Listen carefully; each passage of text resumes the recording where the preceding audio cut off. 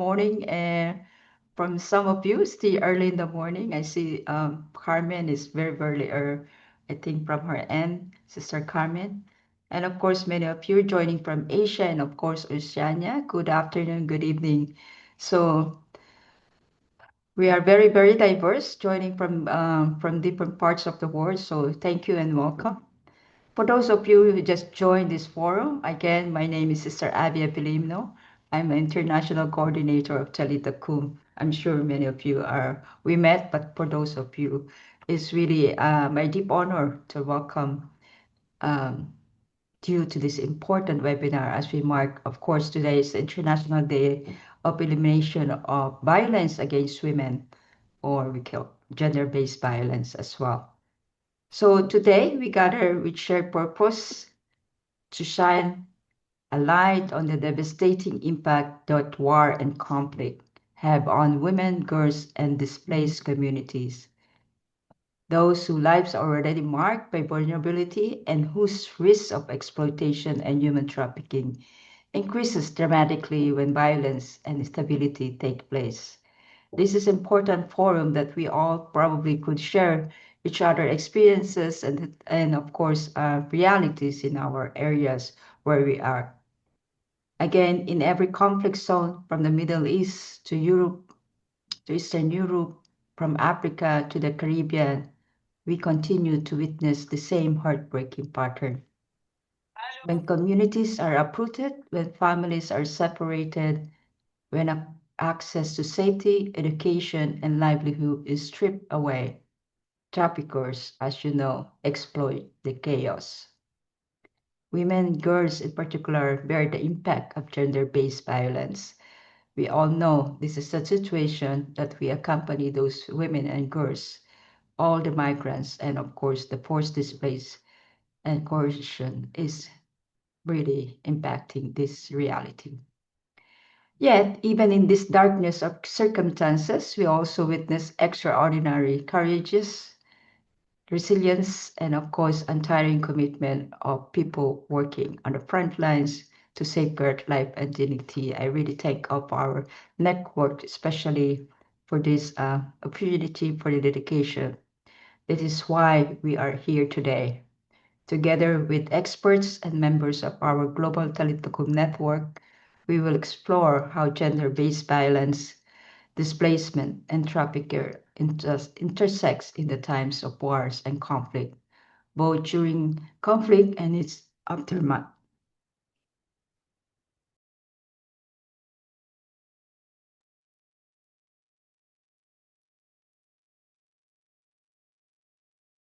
And more importantly, we will look at transformative in strategy for protection, prevention, and healing. Strategies that we know the voices of the survivors surface.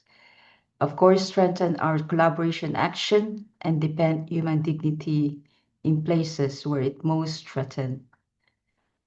We are honored to welcome Ms. Chiara from UNHCR, who will offer a global perspective on displacement and protection challenges, and Ms. Natalia from Caritas Ukraine, who will share the lived realities and vulnerabilities faced by communities caught in an ongoing war. We will also listen to power testimonies from our Talitakum networks in Syria and Haiti, who continue their missions of presence and accompaniment amid instability of violence.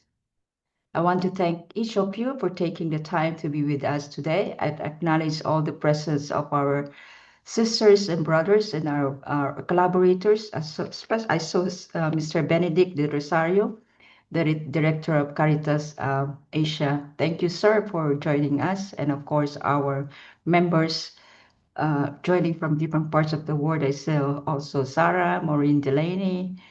Thank you. And on behalf of the Talitakum International Coordinating Committee, I welcome you. So your presence is a sign of hope and of course a sign of resilience as well and solidarity. It reminds us that even in the face of war and conflict, we can build bridges of solidarity, advocacy, and care. So again, may our conversation today open our hearts, strengthen our resolution, and of course, inspire renewed commitment to safeguarding and to the most vulnerable during conflict, after conflict, and always. Thank you and welcome. So today, without further ado, we will also welcome our sister, which is Sister Carmen, really to engage our webinar with an opening prayer. Thank you, Sister Carmen.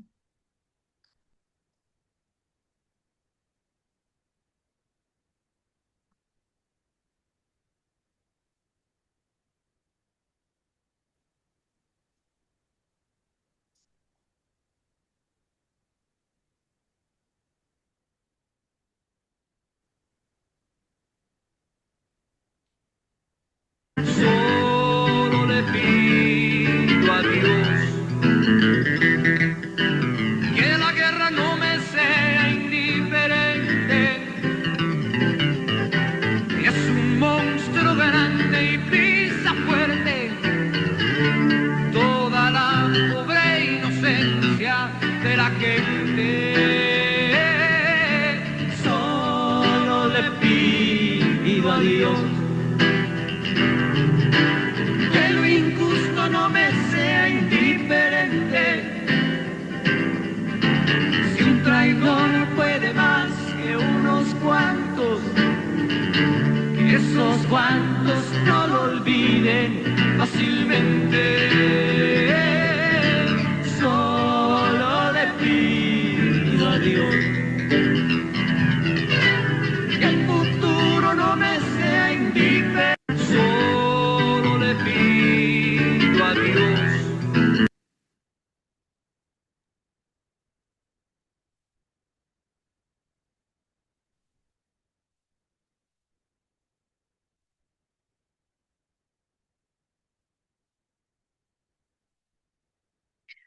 God of life and care, we turn to you and your infinite love, asking you to help us recognize that conflicts and wars accelerate vulnerabilities that destroy life, strip away dignity, fracture families and communities, and cause great irreversible suffering. This dehumanizing reality opens the door to exploitation, a situation that traffickers take advantage of for their own economic gain. So, how can we bear witness to hope in this oppressive reality?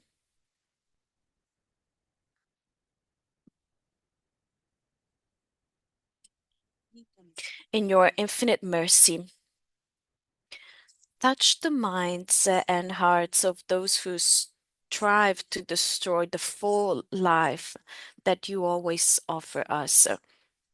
We are certain that these situations of death are not the end. Your spirit encourages, pushes, and transforms. Grant us wisdom and prophetic boldness to see clearly and embrace this threatened life. Only by your hand we will be instruments of peace and hope for our sisters and brothers who suffer. Amen.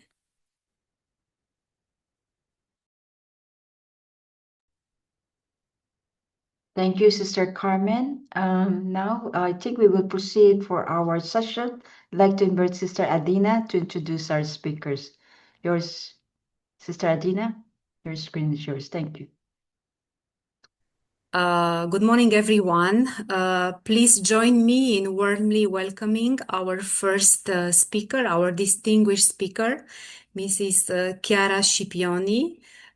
She's a Refugee Status Determination Associate as the UNHCR representation for Italy, the Holy See, and San Marino, where she has worked since 2015, also serving as the focal point on trafficking within the Italian protection team.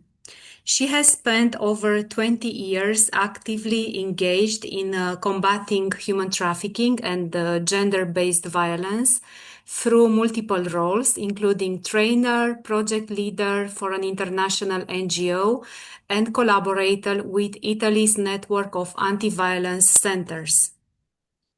Leveraging her legal expertise as a lawyer, she provided direct support to women and children who survived gender-based violence and trafficking, and in recognition of this work in 2013, she was awarded the title of Knight of the Italian Republic, Cavaliere della Repubblica Italiana, by President Giorgio Napolitano for her commitment and dedication in providing legal support to women who have experienced violence, abuse, and exploitation.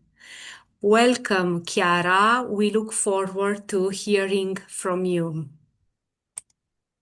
Thank you. Thank you very much. Good morning. Thank you for inviting UNHCR to this important discussion. Dear Sister Abby, for me, it's really an honor to be here, to join you, to contribute in some way to the work of your highly respected organization, which makes such an important difference to so many lives of people. In reality, I would spend days listening to you, learning from your direct experience in the field. But I will try just to say something, and then I will be happy to listen to your inputs and share experiences. UNHCR engagement on human trafficking is rooted in its core protection mandate, as this issue directly affects forcibly displaced and stateless persons who are often at heightened risk due to displacement and limited access to protection.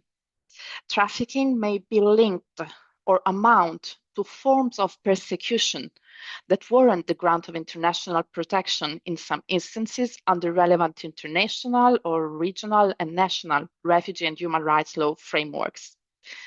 Across our operations in the world, we witness every day how violence against women and human trafficking are deeply intertwined. When conflict or persecution dismantles protection systems, women and girls face heightened risks, and traffickers and trafficking thrives when safety nets collapse. For those that are forced to flee, risks multiply. Gender-based violence happens along a continuum. It can be a reason for flight sometimes and occurs during flight and in displacement. Many women are forced into marriage or trafficked for sexual exploitation or domestic servitude. Trafficking in women and girls specifically intensify during and after conflict due to the collapse of political, economic, and social structures. Displacements, weakened child protection systems, high levels of violence and impunity, increased militarization, and in transitional societies, the rise in criminal activity. As humanitarian crises grow and become protracted, chronic resources storages expose increasing numbers of forcibly displaced and stateless persons to heightened risks, including human trafficking, that threaten their safety and well-being. Weak institutions and the erosion of the rule of law in conflict-affected and displacement settings create fertile ground for criminal networks. When safe avenues for admission are absent and access to asylum is restricted, refugees often have no choice but to rely on smugglers, accepting all the risks that this entails, including trafficking. In situations of protected displacement, the lack of essential services such as food, healthcare, shelters, combined with limited livelihood opportunities and the absence of durable solutions, leaves displaced individuals in extremely vulnerable conditions, making them easy targets for traffickers. It is no surprise that along mixed movement routes in refugee and IDP camps, as well as in urban settings, traffickers exploit these vulnerabilities to deceive and coerce displaced persons into sexual exploitation, domestic servitude, forced labor on farms, in informal mines, on fishing vessels, in constructors, and many others exploitative conditions. Despite the efforts of UNHCR, governments, other UN, and civil society actors, these risks remain all too familiar. Last year alone, reports of conflict-related sexual violence rose by 50%, with women and girls accounting for 95% of verified cases. Conflict-related displacement exacerbates these risks. When family ties, community bonds, and self-protection mechanisms are disintegrated, women and girls become extremely vulnerable. Displaced people often end up socially and culturally isolated without access to resources or livelihoods.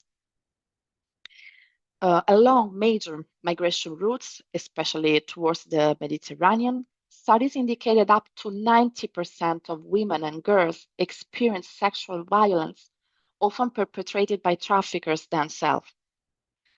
When there are no safe avenues for admission to territory, and when access to asylum is restricted, people are left in precarious conditions, and this is particularly true for women and girls.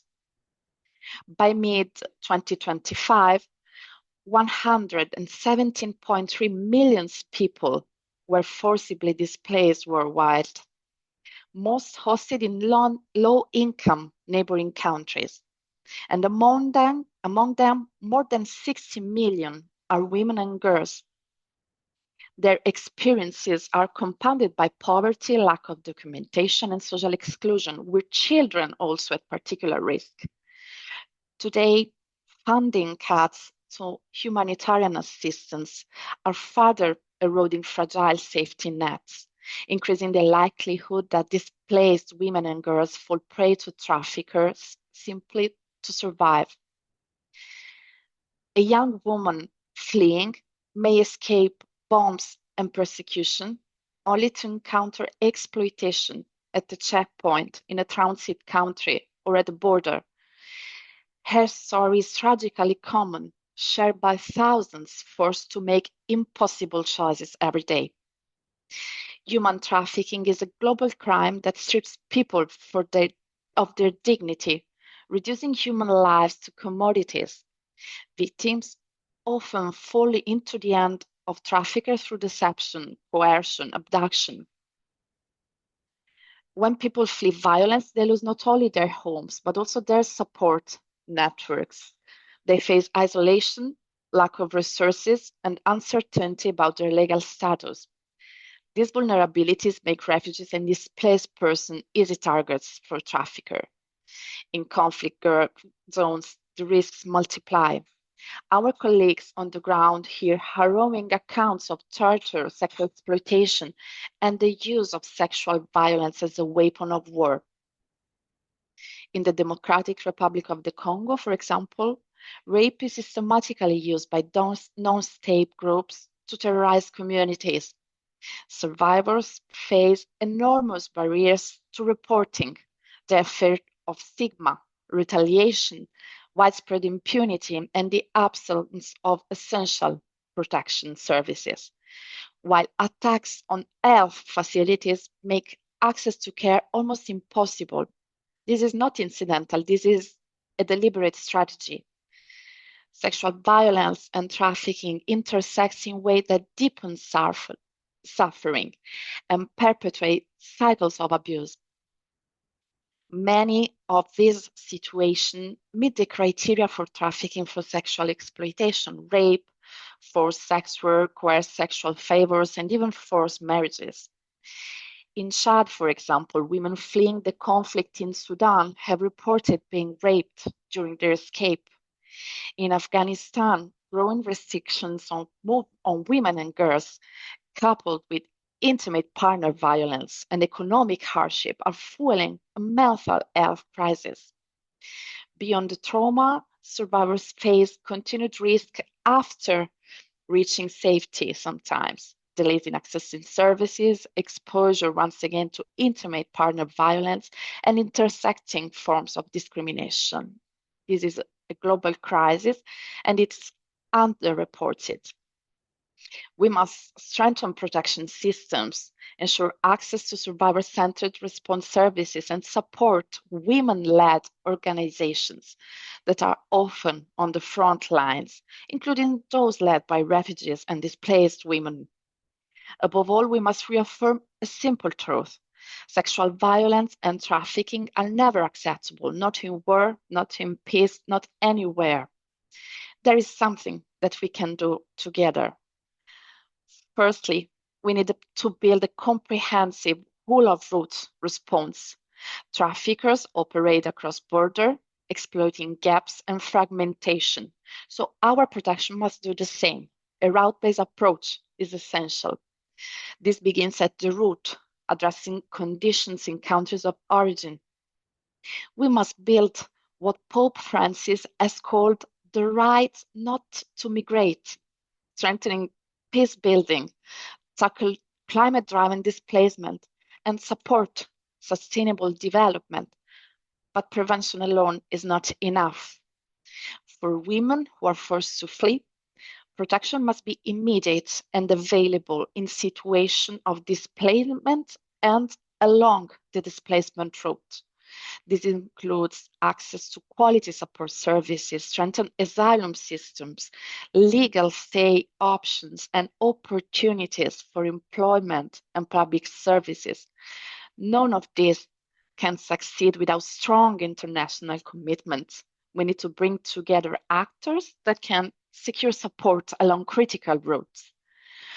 Today, as humanitarian and development sectors face the most severe funding crisis in recent memory, we need political and financial commitments to sustain protection.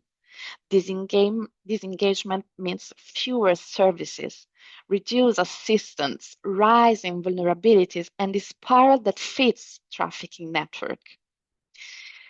We also need to provide credible and tangible alternatives to trafficking networks. Protection along the route is critical, but to break the hold of trafficker, people must have lawful pathways to safety. For example, resettlements, family reunification, and other legal avenues are essential. And to truly counter trafficking, we need far more than isolated initiatives. We need scalable, credible, and accessible alternatives everywhere. And third, action is also needed in countries of destination. Refugees and migrants are frequently the primary victims and witness of trafficking.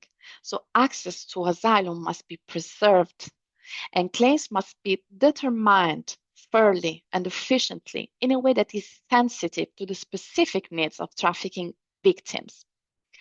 Early and effective gender-based violence prevention and response measures are not only life savings, they are transformative. These programs make a measurable difference in the life of displaced and stateless women and girls and in the community that hosts them. In some communities, those who have been subject to gender-based violence face stigma rather than being supported and protected. This is particularly distressing for survivors who may endure lifelong consequences.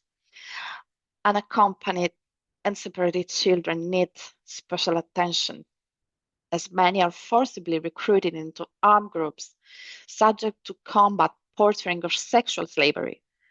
They also face a greater risk of detention, child labor, and lack of access to education and basic assistance. This is why our collective action matters. Human trafficking and sexual violence in conflict are not inevitable, they are preventable. And prevention requires commitment, resources, and solidarity. This is why UNHCR firmly believes that in the power of collaboration with local community, with faith-based organizations like yours, our presence is both precious, and irreplaceable, as well as with refugee-led groups, state actors, and all actors who can contribute to a mission we cannot afford to delay. Together, we can build systems that protect, pathways that offer safety, and communities that uphold dignity. Let me conclude with the words that inspired the mission of your network. Talita Kum, little girl, I say to you, arise. This call to rise and reclaim dignity reflects what we must strive for together. That is ensuring that no woman, no girl, no child is left behind in the shadows of violence and exploitation. Thank you. Thank you very much. Thank you, Ms. Chiara, for that very, very insightful and very inspiring presentation. Again, we will have a Q&A part at this moment, but later on after our presenter. Okay, thank you again, Chiara, for this presentation. I'd like to invite Adina again to introduce our next speaker. Thank you.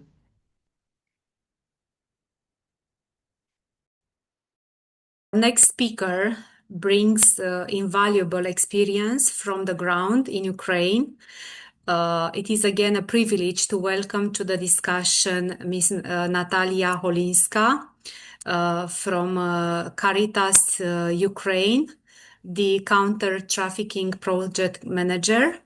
She's a Ukrainian national with a master's degree in pedagogy and a post-university qualification in nonprofit management. Since 2004, she has served in various capacities within Caritas at both national and local levels, including executive director, project coordinator, and national manager of anti-trafficking programs at Caritas Ukraine. Over more than 2 decades of dedicated work in counter-trafficking, Ms. Holinska has developed extensive practical expertise in victim identification, case management, and the provision of comprehensive support services to survivors of human trafficking. Her professional portfolio also includes significant contributions to advocacy initiatives, awareness-raising efforts, prevention programming, and research activities within the field. She has participated in numerous national and international conferences. To some of them, we have been together, trainings and roundtable discussions, strengthening her role as a recognized expert in anti-trafficking work. But beyond her professional commitments, she maintains a strong interest in lifelong learning, travel, and intercultural communication, and is widely regarded as an insightful, optimistic, and highly reliable colleague. Welcome, Natalia. Lovely to have you with us today. Thank you. Adina, can you hear me well? Thank you for introduction, and it's a privilege for me to be with Talita Kum Network. Best regards from Ukraine. I am in Ukraine, and I am ready to share my presentation with you. Please tell me, can you see it? Yeah, we can. So I am going to tell you about the impact of war and conflict on human trafficking, as I live and work and survive in the country where the full-scale war is ongoing. War has a deep impact on vulnerability of our population. In Ukraine, 12.7 million are people in need. Of them, children, 12%, older people, 30%, and people with disability that also are very vulnerable, 14%. 16.3 million, 1 out of 2 people chronically affected by the war. I would say that almost all population is affected by war situation, by constant attacks, drone attacks, missile attacks, bombing, electricity outages, cold days without heating, with losses of our loved ones, and many, many other challenges.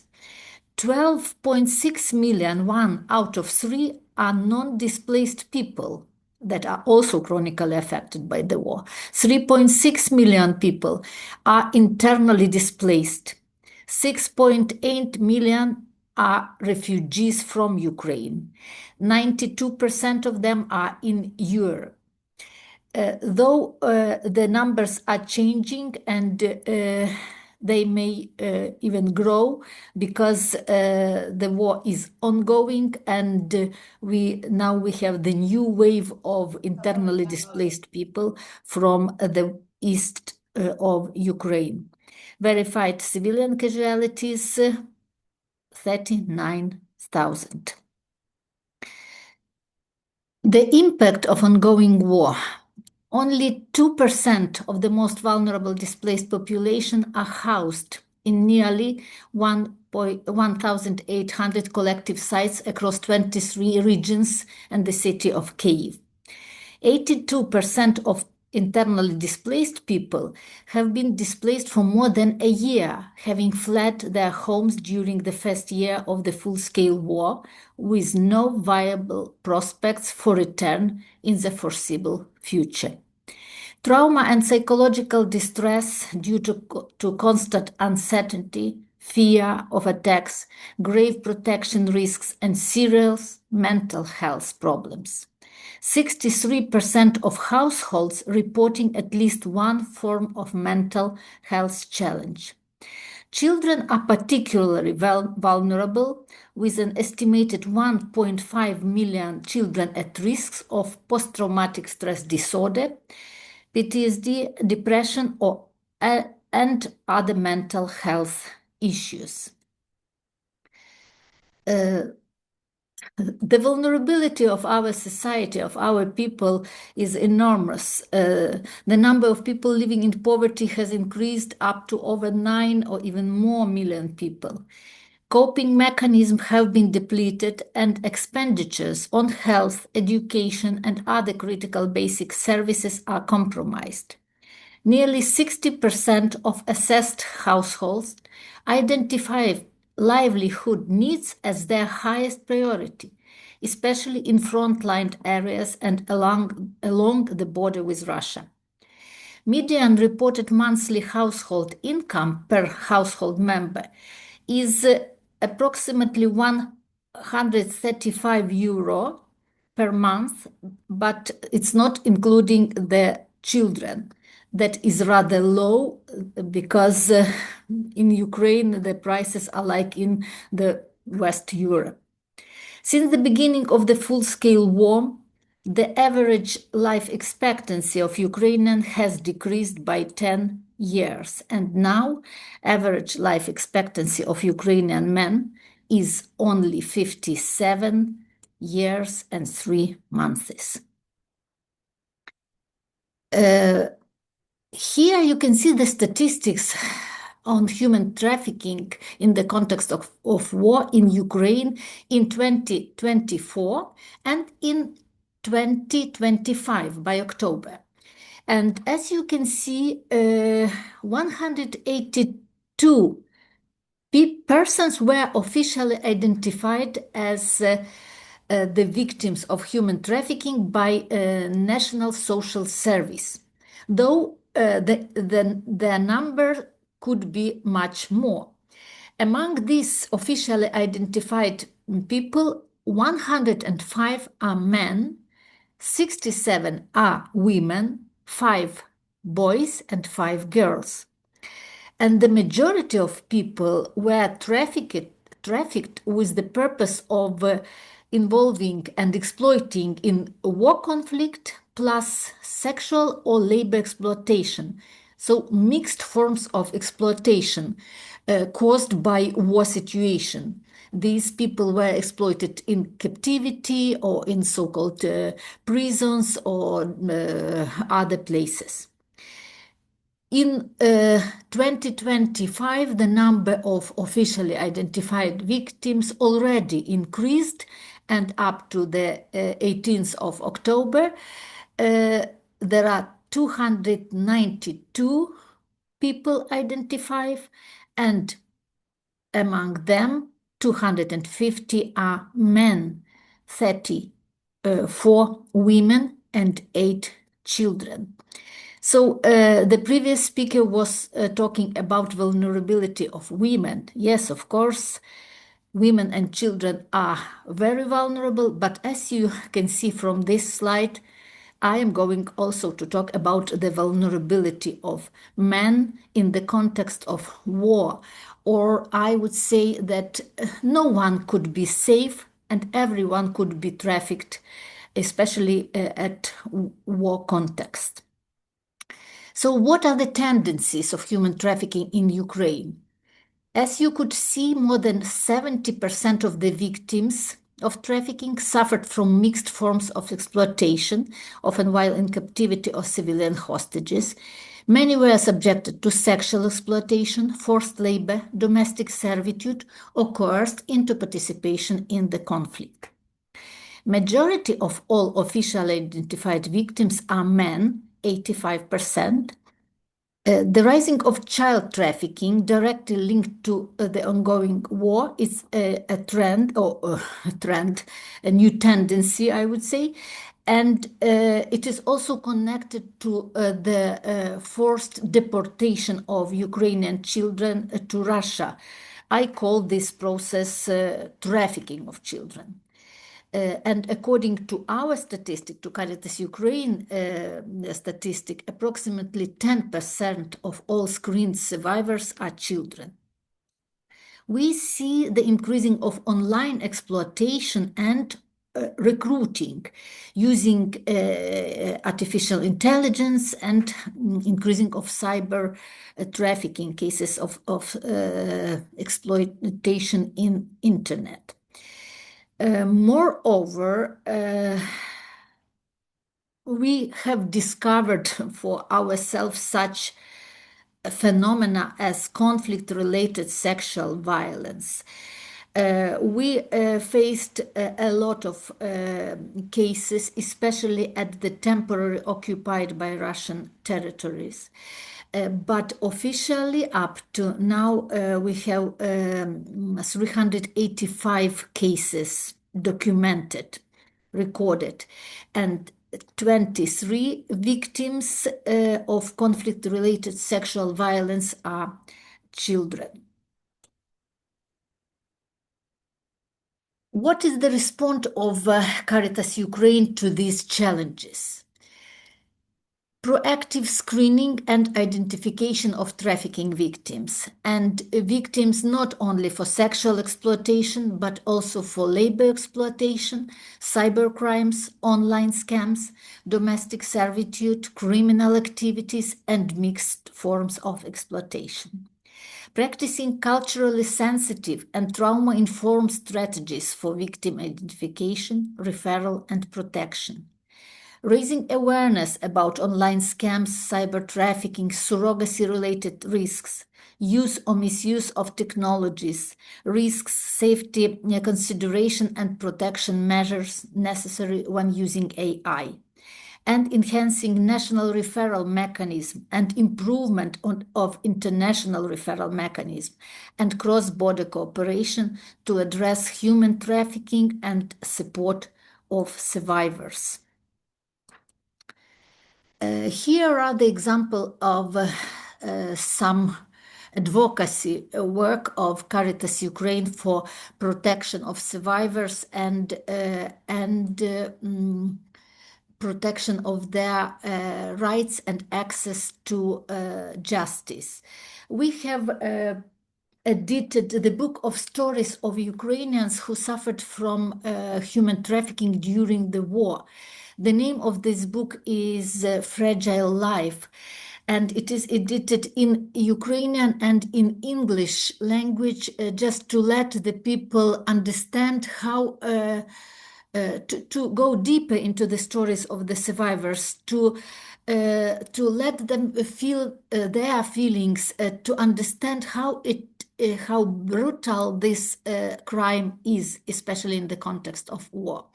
Here is the QR code to the English version of this book. You may download and read if you want. The main slogan of this book, I don't know, no, you could not see it, but it's like symbol, the plate or the thing that is broken, fragile, for example, plate, could be put together, but life is very fragile. And when it is broken, it is not easy to put all the pieces together. But we are trying to help the people to do this. Also, we have created docudrama Fragile Life about human trafficking in wartime in our country. It is based on the true real stories of the survivors, but we invited the actors to play the roles because of confidentiality and because of avoiding re-traumatizing the victims.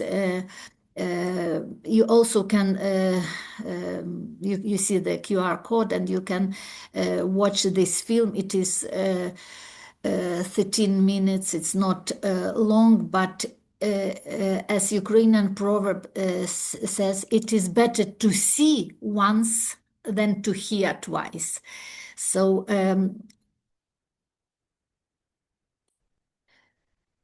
what Caritas Ukraine is doing, of course, we do prevention, protection, raising awareness, and trying to address and to respond to the needs of survivors. We have 7 counter-trafficking centers located in the center and south and west of Ukraine that are covering 12 regions of Ukraine with anti-trafficking activities.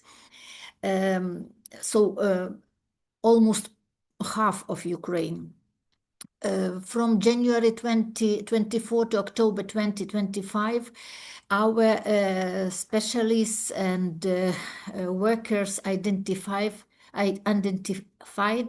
347 survivors and 120 potential victims.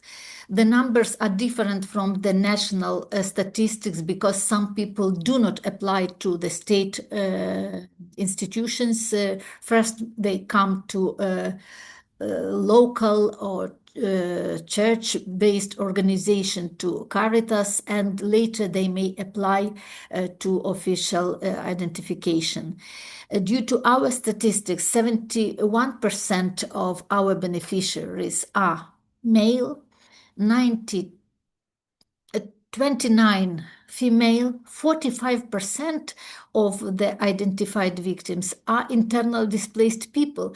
That underlines the vulnerability of displacement. 23% are people with disability or chronically ill. 58% victims of labor exploitation. 39% were involved into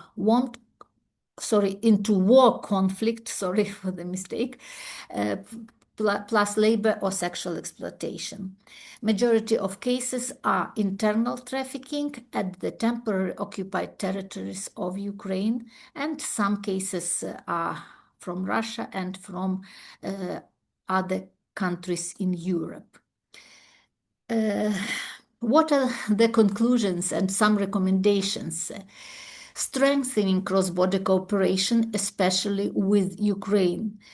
Our people are migrating to European countries and they are coming back home. For this cross-border cooperation, we have started the cross-border project with Romania and Moldova to guarantee the people safe return home or pre-departure counseling, how to cross border safely. Developing new strategies of transnational referrals, involving different stakeholders in proactive screening of potential victims and their effective protection, strengthening capacities and trainings of border police for better screening of the victims, capacity buildings of national referral mechanism in all countries, especially non-EU countries, ensuring victim-centered and trauma-informed approach of all stakeholders in the work with survivors of human trafficking. Here, I would like to thank you for attention, and if you would like to read more, here is the link and my email. And if I could have 3 minutes more, I would like to show you a teaser to this film, Fragile Life. Can I?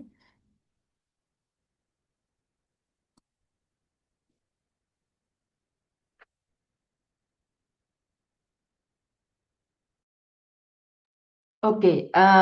Okay, Natalia. Oh, I think, yeah, you may in 3 minutes, yeah? Only 3 minutes. Okay, thank you. Yes. If there will be sound, it will be better, I think. Thank you. I lost my mom and thought I would never see my grandma again.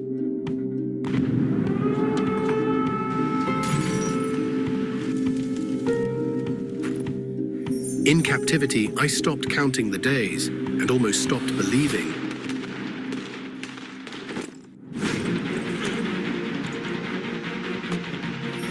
It was unbearable work. I was scared. I wasn't a person, just a shadow.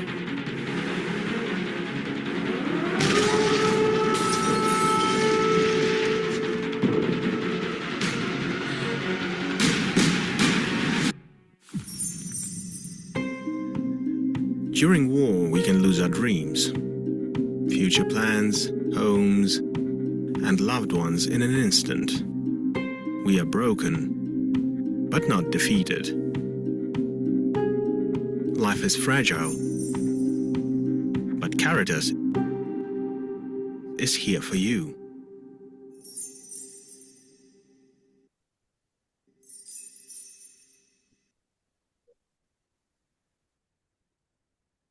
Thank you. If any questions, I may answer. Thank you, Natalia, and thank you, Chiara, for being such great timekeepers before everything else. Thank you for shedding light on the situation in Ukraine and on the broader vulnerabilities faced by the internally displaced people, but also by men, children, and the people with disabilities. And also thank you for your steadfast dedication to supporting those most at risk in Ukraine during war. Abby? Thank you so much, Adina. And now, like I said, we will have a time for our question and answer. We would like Natalia and, of course, Chiara to stay with us later on. But before that, we would like to invite, of course, our sharing from our grassroots, which is coming from Syria and also Haiti. So I'd like to invite my colleague to do the presentation and video. They are here as well, just in case if you have any question. Marion, thank you.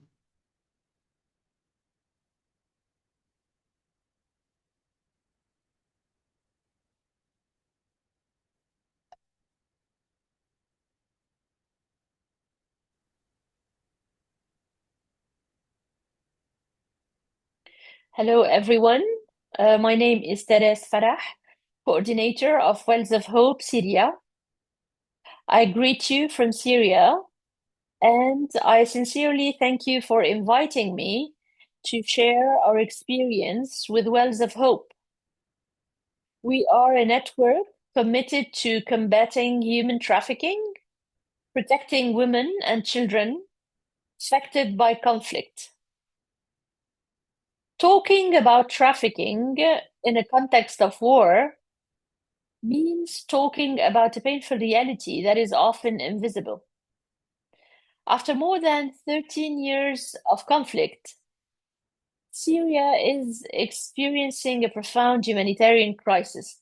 Poverty, mass displacement, and the disintegration of the social fabric have created fertile ground for all forms of exploitation.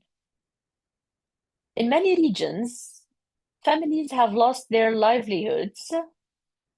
Women, often alone at the head of their households, are faced with impossible choices: feeding their children, protecting them, finding shelter. This extreme vulnerability opens the door to trafficking, early marriage, unpaid domestic work, sexual exploitation, trafficking across borders. Trafficking is not limited to isolated criminal acts. It is rooted in poverty, of fear, the collapse of protective structures. In a context of war, everything becomes confusing. Institutions disappear. Borders change. Victims lose all access to justice or security. It is in this context that Wells of Hope operates. Our mission is at once humanitarian, spiritual, and community-based. We work in three main areas. The first is prevention. We organize awareness-raising sessions in schools, parishes, and camps for displaced persons. We inform young girls and families about the dangers of trafficking and how to protect themselves.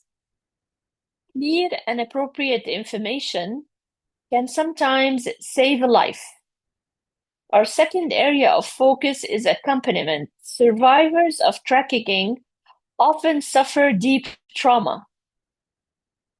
We offer them psychological, social, and spiritual support. We help them rebuild their self-esteem, regain confidence, and reintegrate into society. Some of them go on to become trainers or prevention ambassadors themselves. Our third is the reinforcing of capacities. We train local leaders, religious leaders, local formators, educators, and social workers. In conflict zones, they are often the first line of protection. Working in this context is difficult. There's a lack of resources, fear, and psychological fatigue. But despite all this, we continue because every day we see signs of hope. Women are returning to school, mothers are committing themselves to protecting other families, communities are uniting to say no to trafficking. Cooperation with Talitakum and other international networks gives us strength. Together, we share our experiences, we build our capacity, and above all, we give a voice to those who have been silenced. In the gatherings we host, I'm always touched by the inner strength of the survivors. Many tell me, I want my story to help save other women. These words sum up our mission: to transform pain into hope, fear into commitment, loneliness into solidarity.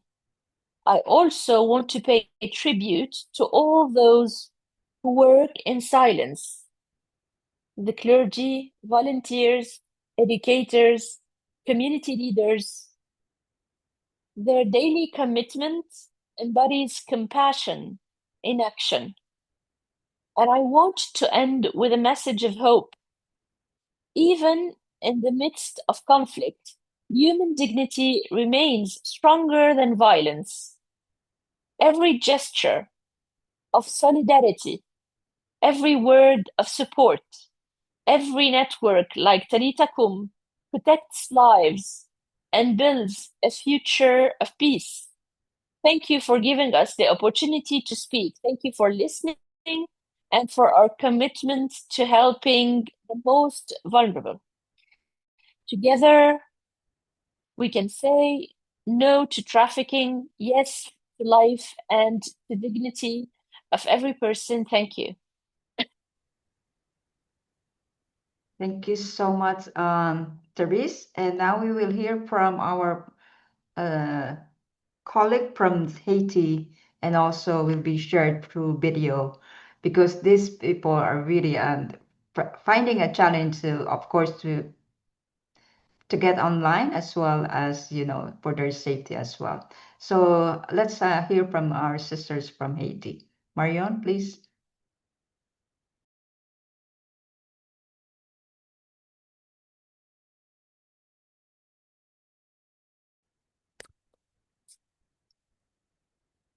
When war is prolonged,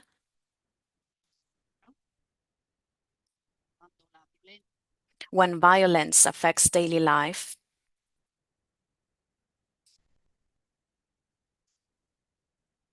thank you for your questions. I am a teacher and principal of a school here, and I must guarantee you that the situation here in Haiti is very critical, is very serious, especially for the youth and young people who don't have opportunities, who cannot continue studying, and they are pushed towards the Dominican Republic, which is the closest country, and where the majority of the people there are mistreated, are abused, and well, women are the first victims of abuse and are mistreated, abused, and after having listened to many stories, I can unfortunately tell you about many examples and many stories. Women and children are the most affected, invisible violences and silenced stories. While she was living in the Dominican Republic with her cousin, she didn't have problems,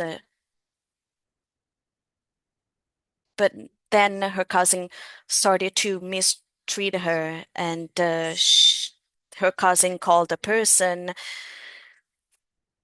There's a sound problem. Sorry, we are listening to more sounds at the same time. Maybe there's someone who's.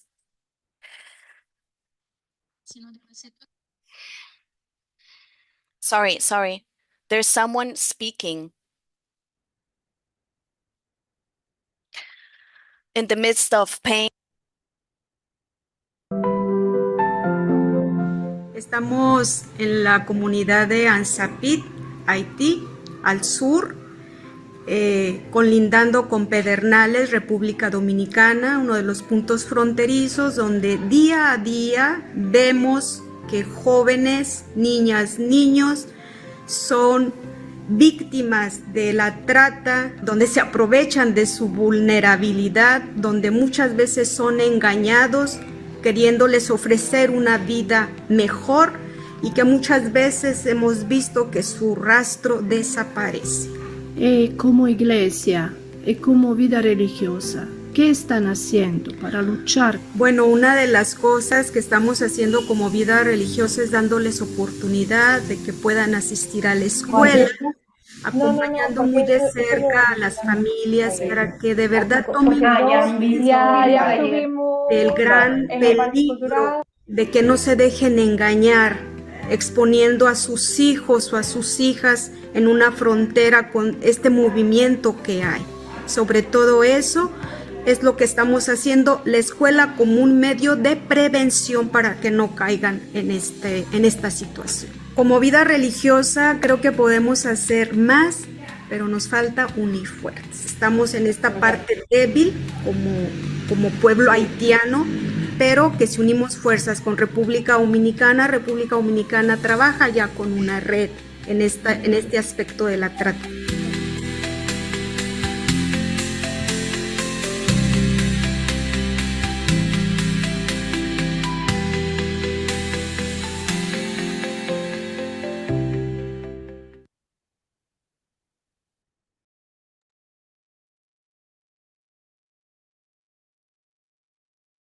I'm sorry, I think there's a problem with our interpreter there, but I hope we can share with you the video later on. So there's a little bit of problem with the interpretation.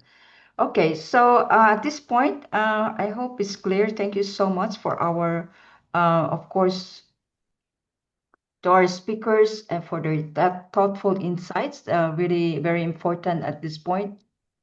And okay, check your okay, I hear something. Am I the one? All right. So, of course, to our dear partners for the wherever they are from Syria and of course from Haiti for their courageous testimony, your experience and of course reflection remind us why we are here. These works matter and inspire us also to remain committed to protecting dignity and the hope that you are shared, especially Teresa that shared her intervention in Syria. And again, we work together for systemic change. Thank you all. So at this point, we're not over yet. We're just beginning of our session, hearing from our speakers as well as our members of Talita Kum for this testimony. We will now go to the 15 minutes breakout session. I hope you can join at your group. We will have a 15 minutes. Of course, we would like to share what your thoughts, especially your intervention in your own country. So please choose your language. As you see, we will send you to your breakout groups as soon as we are ready. So you see from your screen the poll. So please click.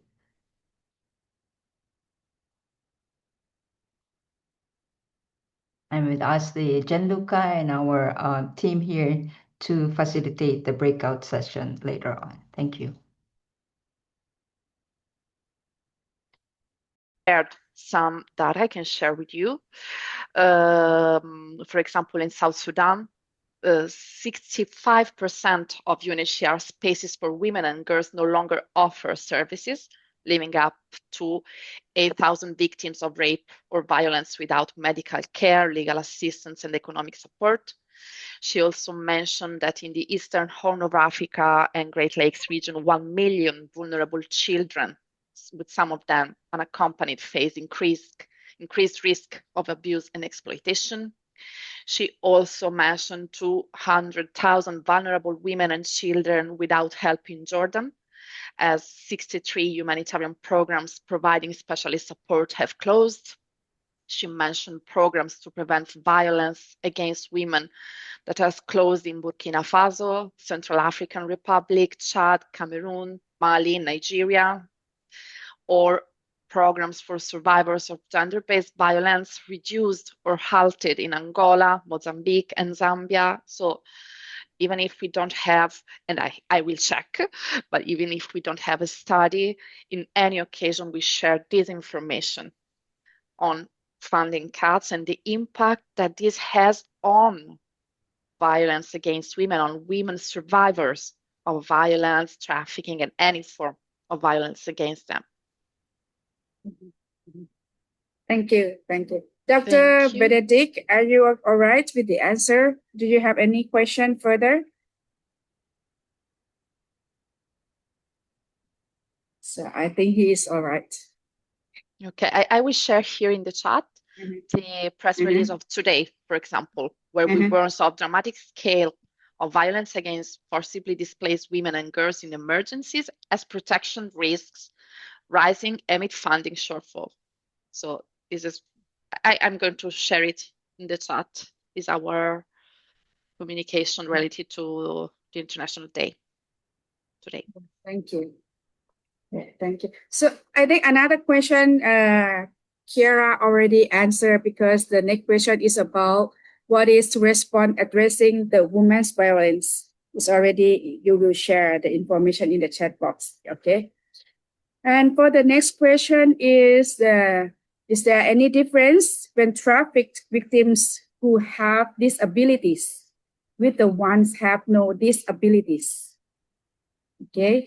And Christine said that she had found a female being trafficked post-marriage, and she has mental illness. So the offenders denied to the police, and resulting the female victims being resent again and again to mental hospital. Yeah, this situation is hurting her even more. Yeah. So how we handle this situation? Yeah.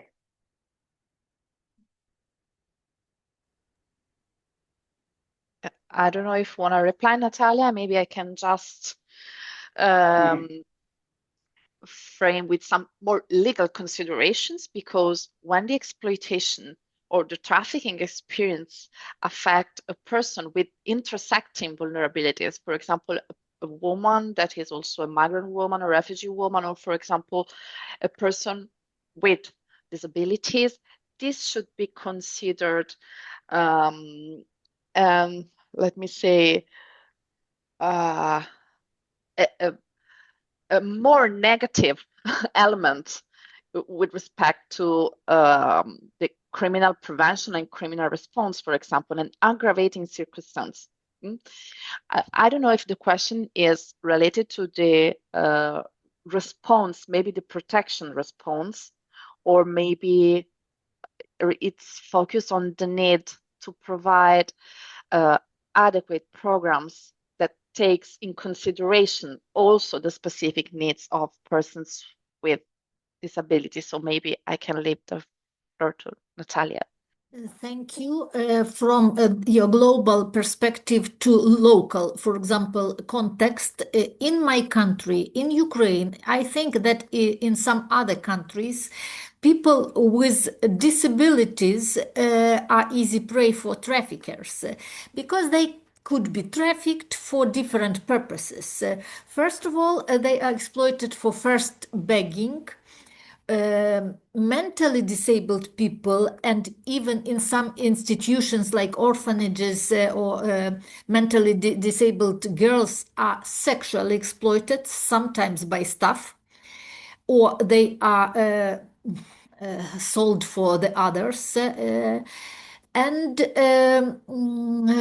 sometimes mentally disabled people are exploited as domestic servants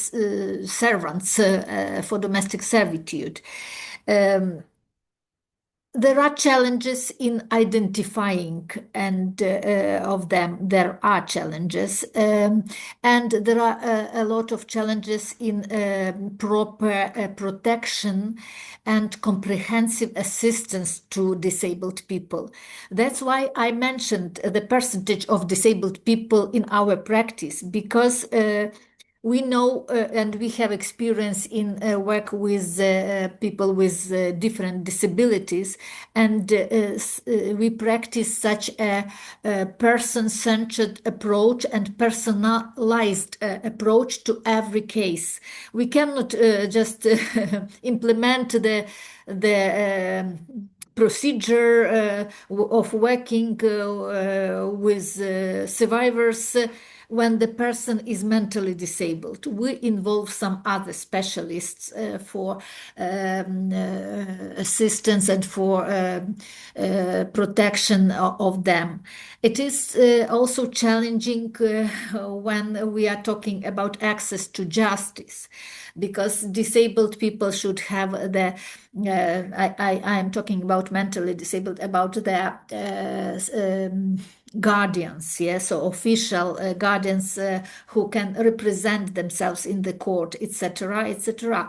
So a lot of challenges, and every case is different, even among people with disabilities. That's why individual approach, comprehensive approach is practiced by Caritas workers. I hope that I also answered this question.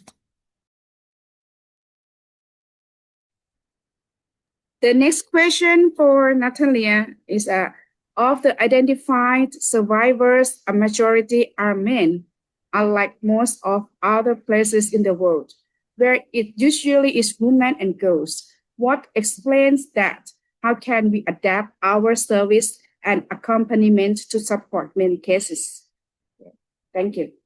Thank you for this question. It's a new phenomena that also we discovered for ourselves in the context of war.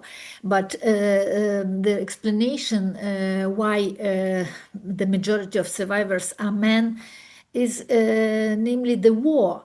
Men are taken as slaves by enemies and they are exploited in captivity as workers for digging trenches for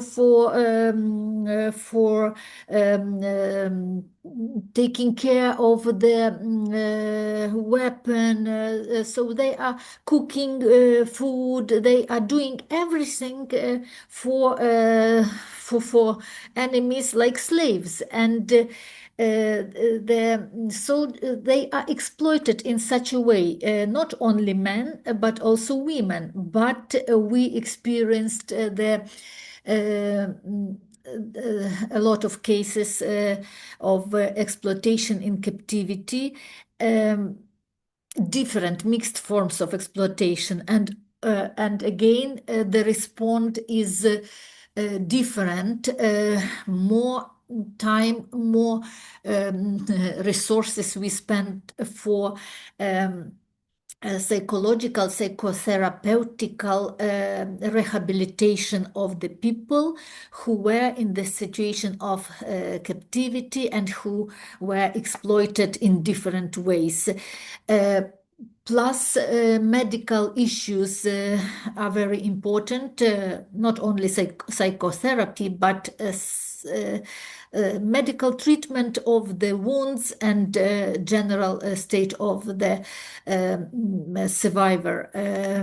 And here the accent is also for conciliation and for reunion with the family or family members of the person who was absent for example, 2-3 years, who was in the situation of exploitation, of violence, of tortures for a long period of time.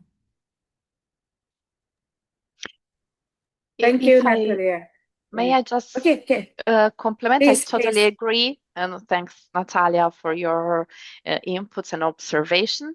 I also have in my mind something related to, numbers that we have are trends related to identified victims of trafficking. But what is something we were discussing also in our breakout room is the, indoor dimension of exploitation that the world is assisting to from the COVID on. So we don't know how many people that are exploited indoor.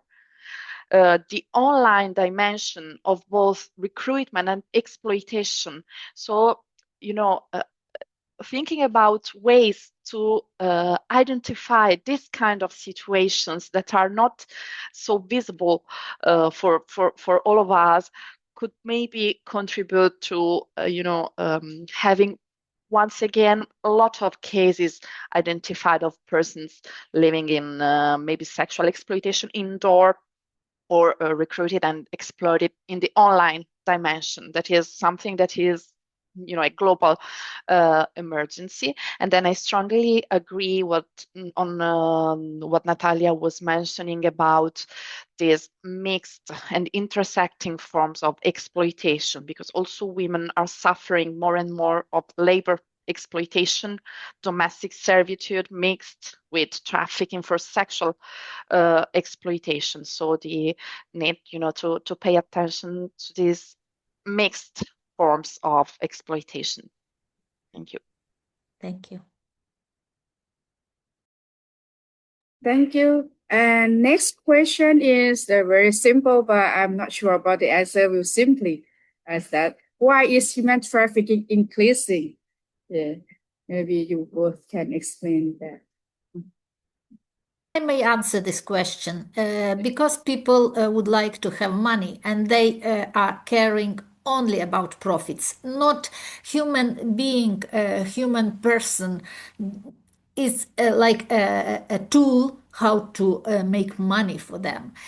And I am working in counter trafficking for more than 20 years. The trends are changing. The cyber crimes, exploitation in the internet, AI appeared in these recent years, but still the main idea, the main purpose of the traffickers to have to have profits. I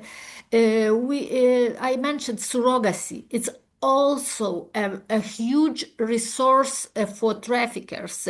They exploit women, and including Ukrainian women, to give the birth to the child. And instead of pay for surrogacy mother, for example, $50,000, they pay 15. So, and they earn money in such a way, they earn money on humans. That's why trafficking is increasing, unfortunately.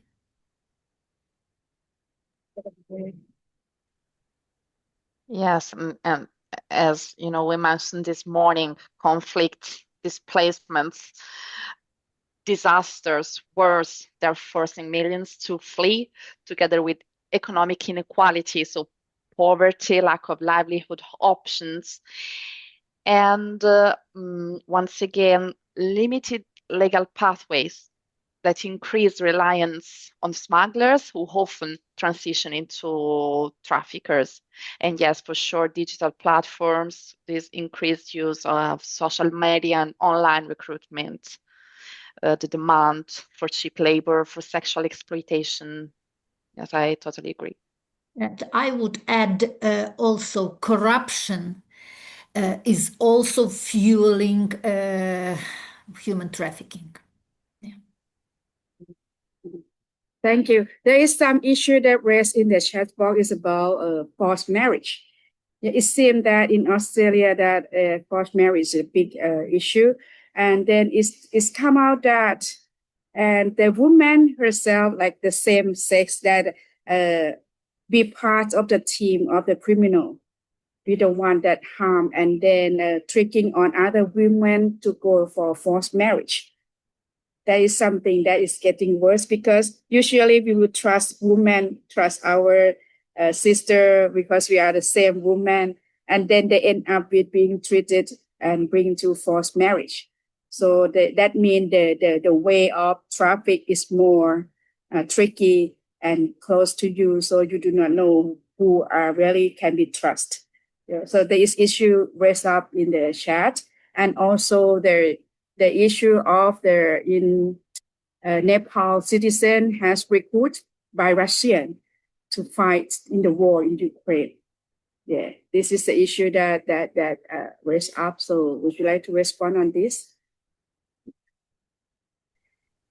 I may respond that this is a new again trend caused by war.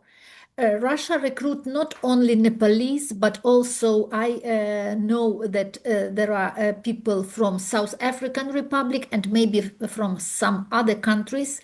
They are recruiting young men as workers for the building, construction, or some other works. And some people trust to them. They sign the contract, and coming to Russia, they are just thrown to the front line without any preparation, without any trainings, and some of them are already been injured or killed in the battles, and it's a new form of maybe trafficking. I don't know how to define it yet, but recruiting, fraud, and false promises. It's something that people from all over the world should be aware. And I am glad that in my group there was a person, Victoria from Burundi, and I warned her about such cases that could happen. Just people from African countries should think what is more important for them to have money or to be killed in the by weapon in the war somewhere in Europe. So it is important to talk also about that, about recruiting and exploiting in war conflict. Yeah. Thank you.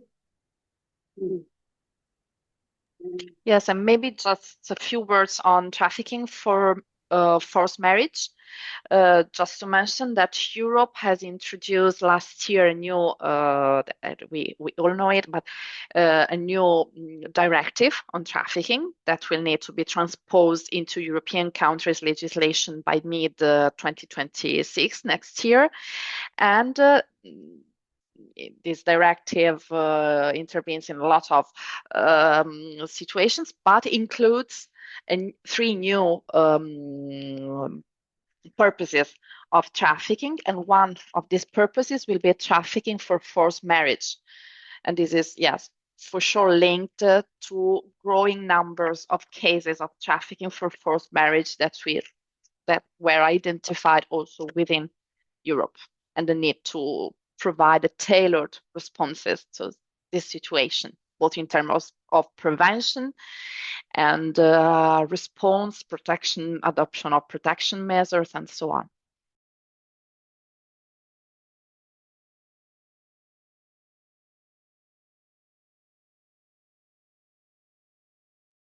Okay, thank you very much. Anyone would like to have more questions? Please, you feel free to raise your hand, please.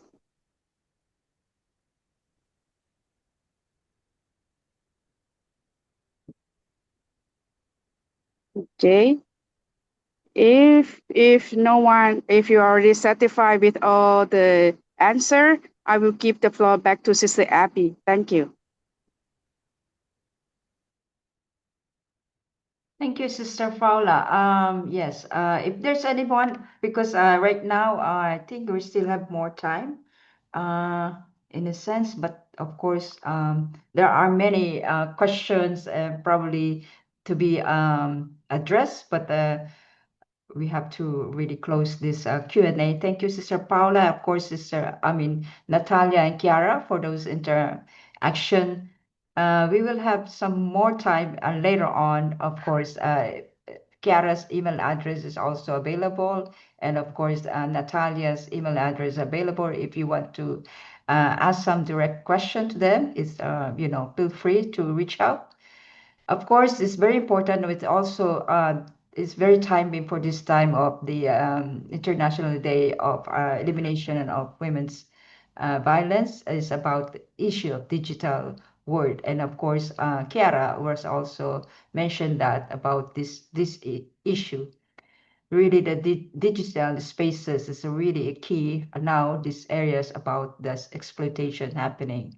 So, but of course, we really need to address this issue in a positive way. How can we use the digital space to counteract the exploitation in digital spaces? At this point, I would like to also to ask my colleague Annette to give us some wrap up about this webinar. Annette, thank you.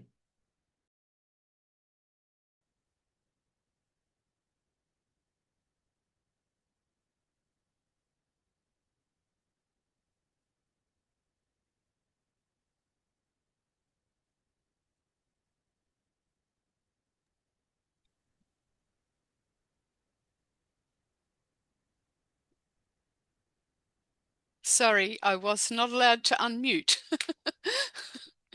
Thank you, Abby. Look, it's just incredible. I am sitting here in Australia, and in a country that is not in conflict to the level that, nowhere near the level of the conflicts that are happening on our planet today. And I think my memory would tell me that at any particular day there's over 110 active conflicts on this planet. And even in the breakout rooms were really good for connecting all of us across this planet. So I think to Chiara and to Natalia, thank you so much for raising our awareness of learning new things, that whole the whole area of all the intersecting stuff, and like that whole thing of what's happening with men in Ukraine, that statistic sort of almost being so contradictory to what we're used to hearing. And then, like, it was so important, I think, to be reminded of a place like Haiti. I don't hear about that. It doesn't hit the news. It doesn't hit our news anyhow.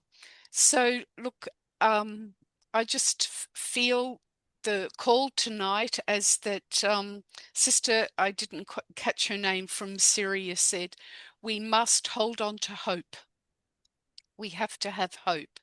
And she said something about, in the midst of all of this, human dignity remains. So for us collectively here around the globe, I'm saying this evening, I know it's morning for people. For me, it's in the night time now. But for us to be really in solidarity with each other. Everyone here is here because their heart has a passion for what is happening to people around the world. And sitting in a country where I'm not in active conflict, I am called more and more to be in solidarity and to remember, particularly in prayer, and to hold the hope and hold the flame of hope for those who are living in countries and places of such extreme conflict. So we give gratitude and thanks for you, the presenters to us tonight, and for each other, being present to each other, witnessing to hope and witnessing to our passion that human trafficking doesn't increase anymore. So let's hold on to hope as we finish tonight. Thank you so much, Annette. That was powerful. And of course, we would like probably almost comes to the end, but I would like also to invite you for the call of our young people, just to show this video at this time of this theme for the International Day of Elimination of Women Violence, and to end the digital violence and any forms of violence against women and girls. So I'd like to invite Marion to share this not even a minute video from our youth ambassadors globally. I thought will be appropriate to end this session as well before getting into closing prayer. Marion, please.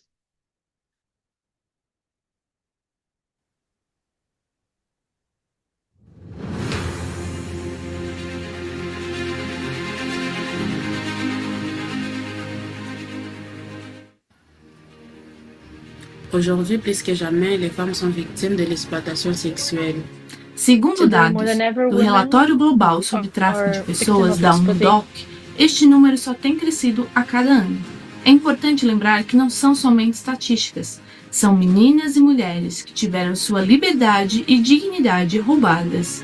New technologies and artificial intelligence have opened the door to new forms of exploitation. Online spaces are being used to harass, manipulate, and abuse. A través del grooming, la difusión de imágenes falsas e incluyendo la retransmisión en directos de abusos sexuales, la violencia digital es una realidad cada vez más presente que afecta principalmente a mujeres y niñas. But we are not powerless. When we come together to raise awareness, to educate, to protect, we can change this reality. We believe that through collective action and solidarity, we can make a difference. Como embajadores juveniles de Talitacu, junto a hermanas y colaboradores de todo el mundo, nos mantenemos unidas en la lucha contra la trata y la explotación de personas.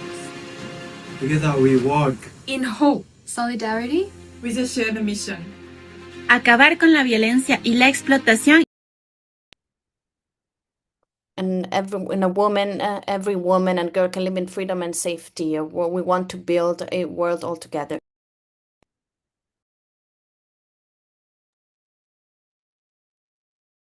That was beautiful. Thank you. Now, let's call on this webinar with a closing prayer led by Sister Carmen Ugarte. Sister Carmen? Thank you.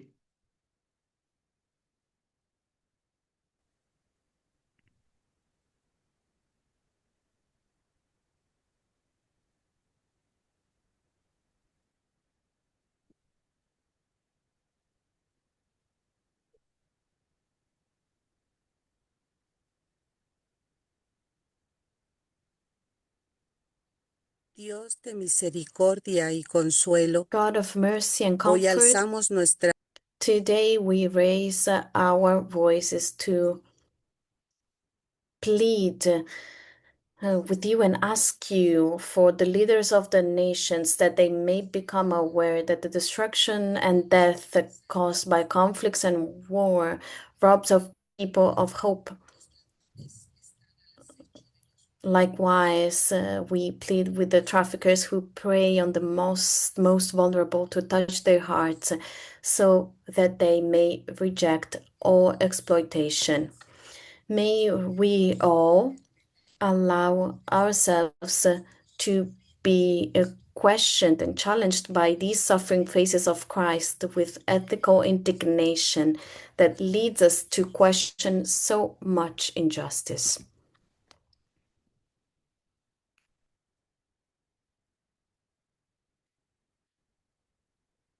Faced with this wounded world, our common home, we refuse to surrender. Our prophetic and human commitment is to ignite the light of hope that does not disappoint. We want our voice to reach the victims, every victim, and to tell them that they are not alone. Talita Kum walks with you, accompanying, healing, caring for, and restoring the dignity that has been taken from you. May the presence of God strengthen you. Amen. Thank you, Sister Carmen, for that prayer.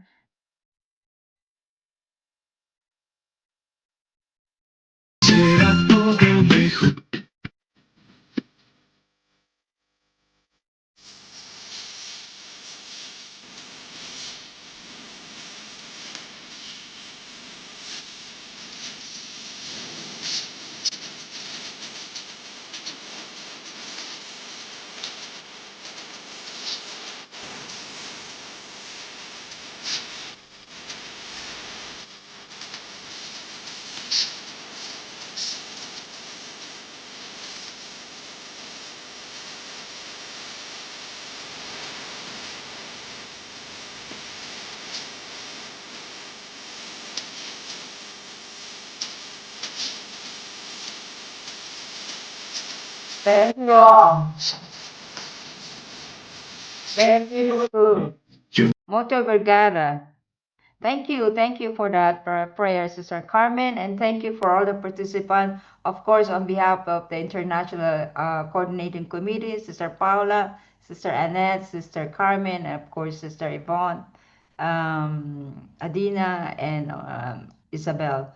On behalf of my team, of course, Marion and Gianluca and interpreters, thank you. Thank you for joining this webinar. I hope to see you again next year for this webinar, and really thank you for this your participation. So we must work together to end human trafficking and exploitation. Thank you, Adina. Thank you, Paula. Thank you, Marion. Everybody, good to see you all. Thank you, Kathy.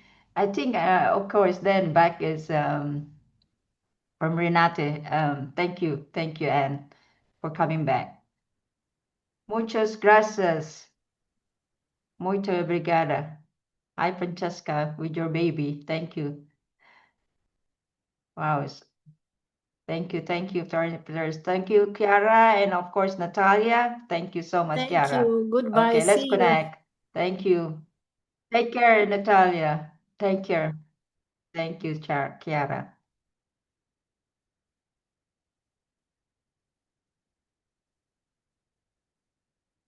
See you soon. Many blessings and have a good day, afternoon or night. Sure, thank you.